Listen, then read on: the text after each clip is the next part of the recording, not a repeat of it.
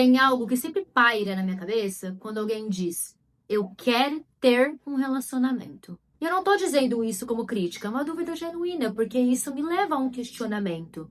O que exatamente está sendo desejado aí? Mas antes de tudo ou nada, meu nome é Lara Longini, eu sou psicanalista e aqui nesse canal eu falo de amor, psicanálise e outras furadas. Se inscreve no canal se você gosta desse tipo de conteúdo, curte o vídeo aqui e vambora. Essa questão roda na minha cabeça justamente porque existe uma diferença entre desejar uma pessoa e desejar ter um relacionamento. Pensa comigo, se você está apaixonado por alguém, existe um objeto em questão, existe alguém que desperta seu interesse. Alguém que você imagina compartilhando a vida junto, que você tem o interesse de construir algo, desperta o seu desejo.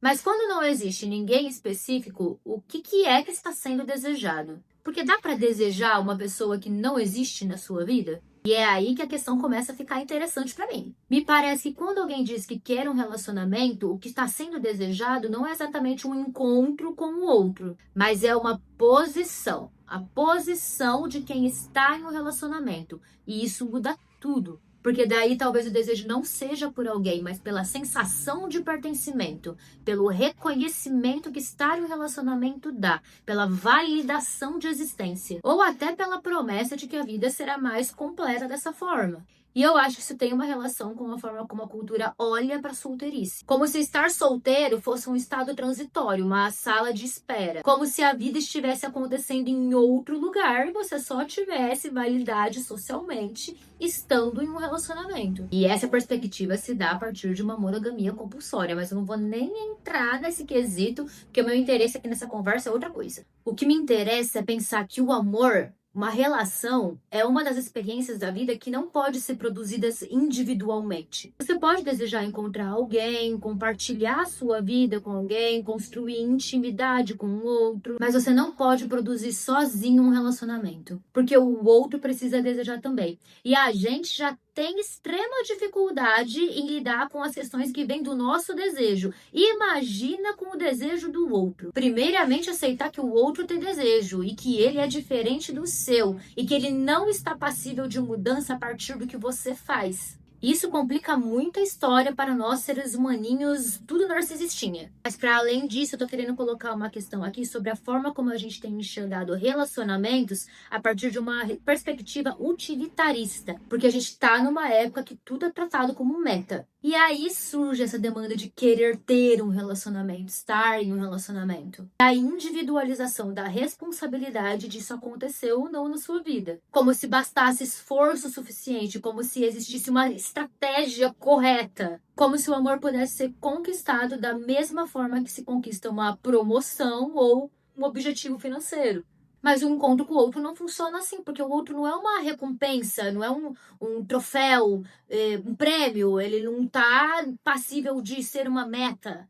O outro é justamente aquilo que escapa do nosso controle. Não que a gente tenha muito também, que a gente não tem controle de quase nada nessa vida. E talvez seja por isso que muitas pessoas sofrem quando falam sobre relacionamentos. Porque justamente ela está tentando alcançar algo que depende necessariamente do desejo de outra pessoa. Ou seja, é algo que acontece, que não pode ser manipulado, que não está sobre a sua responsabilidade.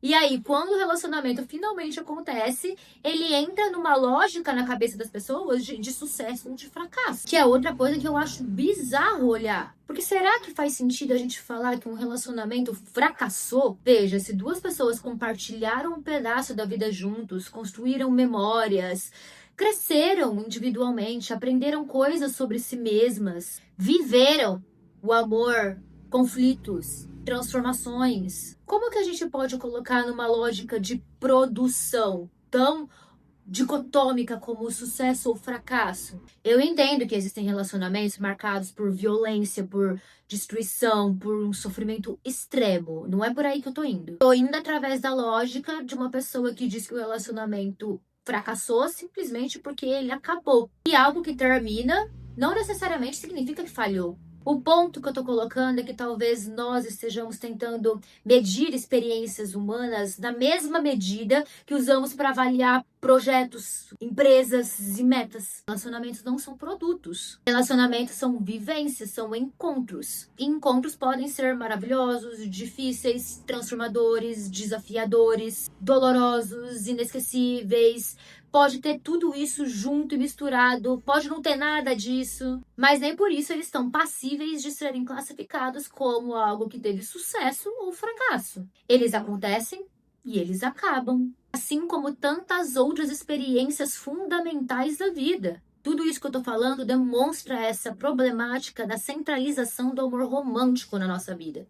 Eu acho que essa forma de pensar, como eu tô falando, deixa uma questão muito interessante na clínica psicanalítica. Porque a maneira como as pessoas falam sobre os seus relacionamentos determina, em grande parte, a maneira como elas sofrem por eles. Não é a mesma coisa dizer o meu relacionamento acabou, de o meu relacionamento fracassou. Ou eu vivi uma história que terminou, de esse relacionamento não deu certo. A forma como nomeamos nossas experiências modifica profundamente a maneira como experienciamos elas, como nos posicionamos diante delas. Existe uma gramática de como sofremos, e essa gramática importa muito. Importa porque organiza a forma como interpretamos a nossa existência. E é justamente aí que a clínica opera, na maneira como o sujeito conta a sua história, na maneira como ele qualifica suas perdas, em como ele transforma determinadas experiências em provas de inadequação, falta de valor. E é através da escuta, do manejo transferencial, do trabalho com a linguagem que outras possibilidades podem existir. Mudar a posição do sujeito diante daquilo que viveu transforma radicalmente a forma como ele sofre em relação a isso.